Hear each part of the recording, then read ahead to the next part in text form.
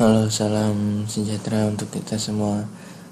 Bersama saya Agung Sanjay Sukmawan dan rekan saya Dimas Arya dan Dimas Ilmawan. Pada kesempatan kali ini saya akan membahas tentang finite state automata. Yang pertama masuk ke definisi. Mesin abstrak berupa sistem model matematika dengan masukan dan keluaran diskrit yang dapat mengenali bahasa paling sederhana atau bahasa reguler dan dapat diimplementasikan secara nyata. Lalu ada jenis FSA. Yang pertama ada deterministik atau DFSA. Yang kedua ada non-deterministik atau NFSA. Yang perbedaannya terdapat pada keadaan. Jika di deterministik hanya ada satu keadaan tujuan, jika di non-deterministik ada lebih dari satu keadaan tujuan. Lalu ada 5 tuple DFSA. Yang pertama, himpunan keadaan atau Q, himpunan simbol input sigma, fungsi transisi delta, keadaan awal Q0, terus himpunan keadaan final atau yang diterima yang bernotasikan F dalam kurung F subhimpunan Q. Lalu ada notasi lain DFSA. Yang pertama, diagram transisi atau state diagram. Tiap keadaan merupakan simpul, tiap keadaan Q elemen Q kapital, dan tiap simbol A elemen sigma. Dituliskan sebagai delta dalam kurung Q, A sama dengan P.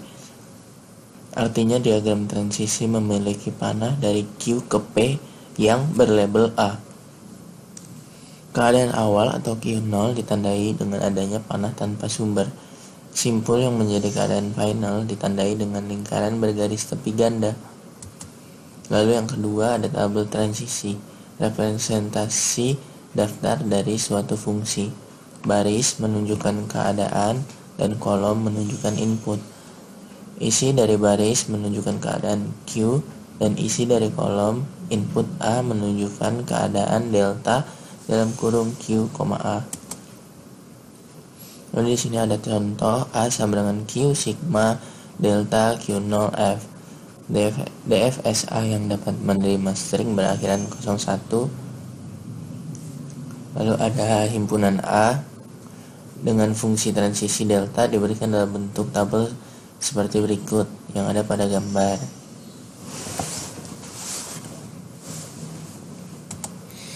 Lalu selanjutnya contoh DFSA M sama dengan Q kapital sigma delta S dan F, di mana Q sama dengan Q0 dan Q1, sigma sama dengan A dan B, S sama dengan Q0, F, Q0. Berikut tabel transisi yang ada pada contoh DFSA.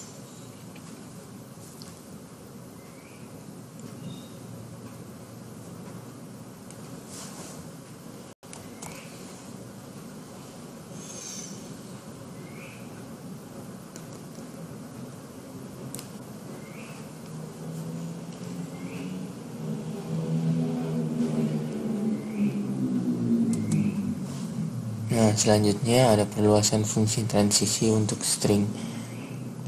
DFSA mendefinisikan bahasa sebagai himpunan semua string yang hasilnya dalam bentuk urutan transisi keadaan dari keadaan awal sampai keadaan final atau yang diterima. Lalu ada fungsi transisi diperluas, mendeskripsikan yang terjadi ketika suatu keadaan dimulai dan sembarang urutan input diikuti. Jika delta adalah fungsi transisi, maka fungsi transisi diperluas dinotasikan dengan delta italik. Fungsi transisi diperluas merupakan fungsi saat keadaan Q untuk masukan berupa string W dan menghasilkan keadaan P atau keadaan yang dicapai otomaton ketika memulai di keadaan Q dan memproses urutan input W. Lalu definisi formal dari fungsi transisi diperluas. Basisnya adalah delta dalam kurung Q, epsilon sama dengan Q. Jika kita berada pada keadaan Q dan tidak membaca adanya input, maka kita tetap berada di keadaan Q.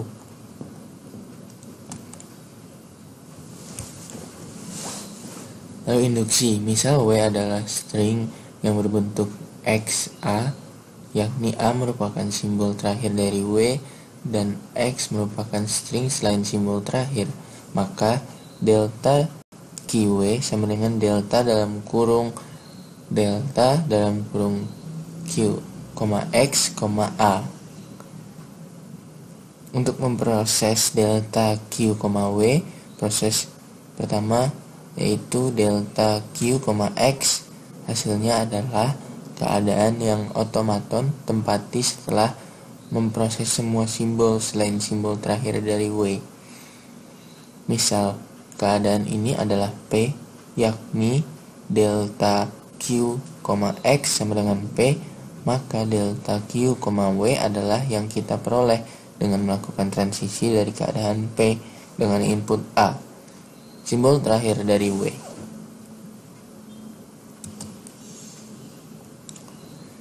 Contoh desain suatu DFSA yang dapat menerima bahasa.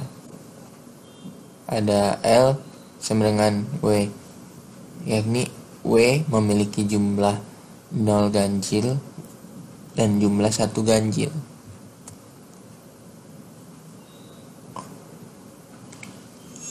Bahasa dari DFSA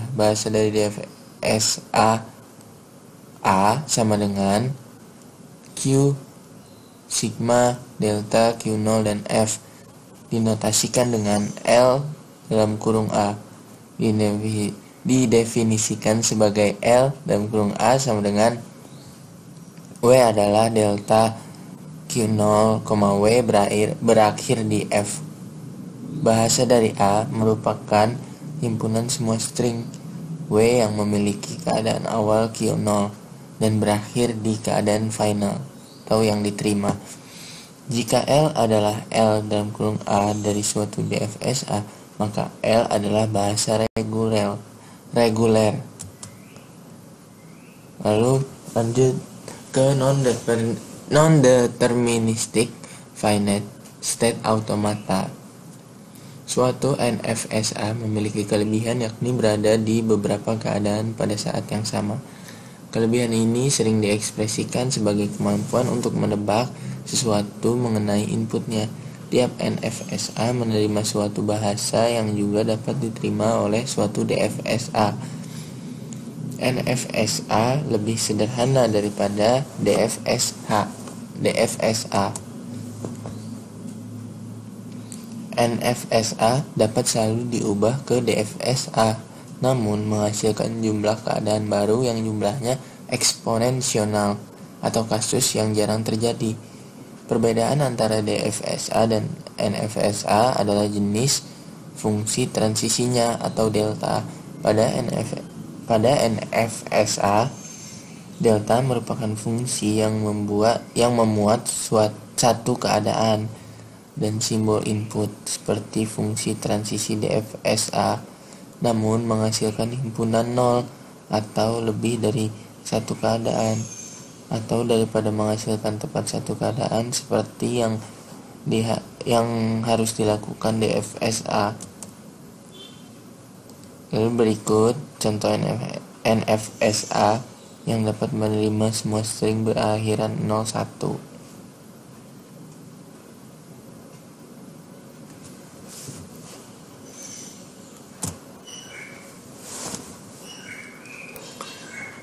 Lalu definisi formal NFSA. Ada 5 tupel NFSA dituliskan sebagai A sama dengan dalam kurung Q, sigma, delta, Q0, F. Yaitu Q adalah himpunan terbatas atas keadaan, lalu sigma adalah himpunan terbatas atas simbol input, Q0 elemen Q kapital adalah keadaan awal, F dalam kurung F sub himpunan Q adalah himpunan keadaan final atau yang diterima, delta dalam kurung fungsi transisi adalah fungsi yang mengandung satu keadaan dari Q dan simbol input dalam sigma untuk menuju ke beberapa keadaan dalam Q. Satu-satunya perbedaan antara NFSA dan DFSA adalah banyaknya hasil yang diperoleh dari delta. Lalu contoh NFSA yang dapat menerima semua string berakhiran 01. Bisa dilihat pada tabel berikut.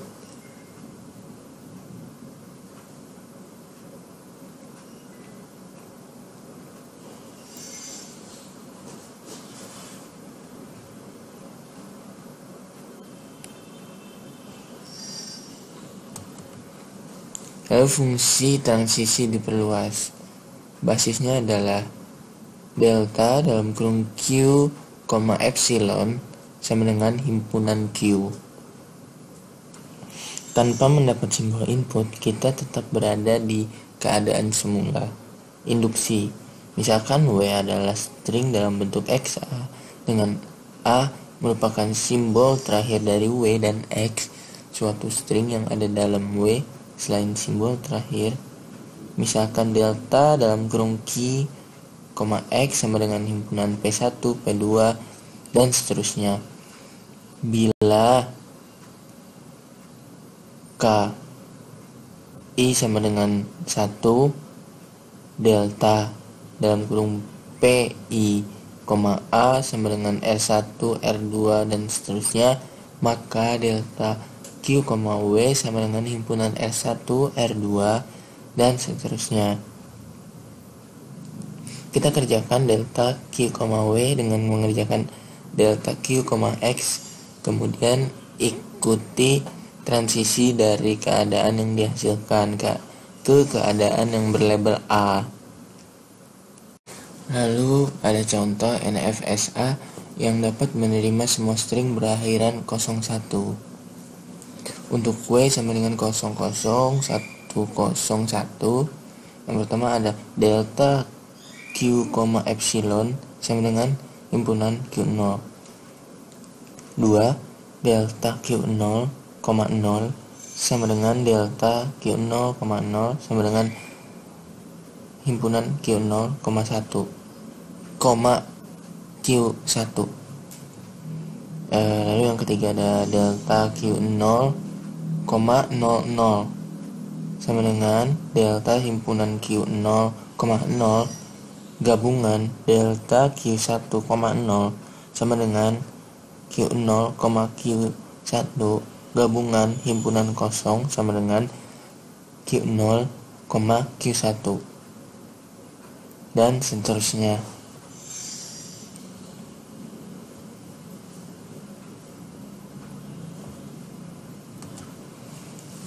Lalu bahasa NFSA.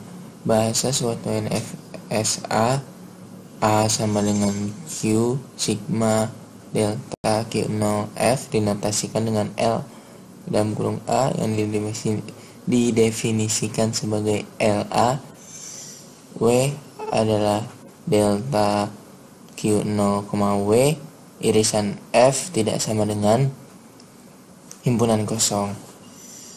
Bahasa dari A merupakan himpunan string W elemen sigma sehingga delta Q0, W mengandung setidaknya satu keadaan yang diterima. Meskipun W dapat menuju suatu keadaan yang tidak diterima atau tidak menuju ke suatu keadaan manapun yang tidak menghalangi W untuk diterima oleh NFSA. Ekivalensi DFSA dan NFSA. Setiap bahasa yang dapat dideskripsikan oleh NFSA dapat dideskripsikan pula oleh suatu DFSA. Pada prakteknya, DFSA memiliki jumlah keadaan yang sama dengan NFSA, meskipun transisinya lebih banyak. Pada kasus tertentu, DFSA dapat memiliki dua keadaan. untuk NFSA dengan N keadaan. Bukti DFSA dapat melakukan semua yang dilakukan NFSA. Pembuktian melibatkan konstruksi yang disebut konstruksi himpunan bagian, karena melibatkan pembuatan semua himpunan bagian dari himpunan dari keadaan-keadaan NFSA. Dari NFSA ke DFSA dimiliki NFSA N sama dengan Qn sigma delta N Q0 dan Fn. Tujuannya untuk membuat DFSA D sama dengan QD sigma delta D himpunan Q0 dan Fd, sehingga LD sama dengan L